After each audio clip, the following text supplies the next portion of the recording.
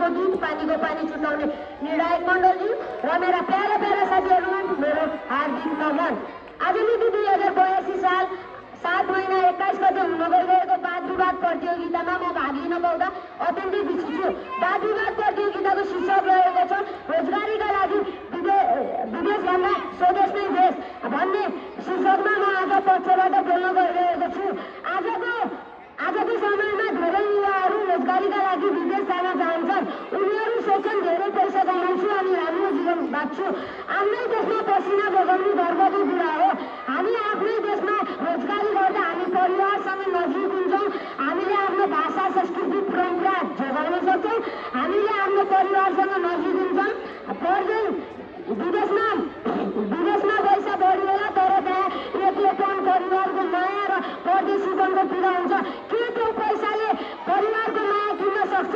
सक्दैन नि। जब हाम्रा युवाहरू विदेश जान्छन् उनीहरू त्यतिखेर हाम्रो देशको दक्ष जनशक्ति घट्छ। हाम्रो देशको उत्पादन घट्छ। उद्योग कारखानाहरू चल्न बन्द हुन्छन्। हामीले अरू देशमा निर्भर हुनुपर्छ।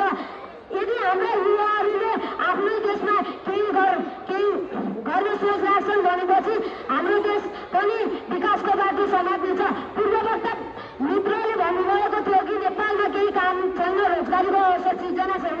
यदि हामीले यही समयमा हामीले 12-13 घन्टा मिहिनेत गरेपछि हामीले रोजगारी अवश्य पाउनेछौँ। म अन्त्यमा के भन्न चाहन्छु भने विदेशमा गएर पैसा कमाउनु भन्दा आफ्नै देशमा पसिना बगाउनु गर्व प्रेरणा। धन्यवाद।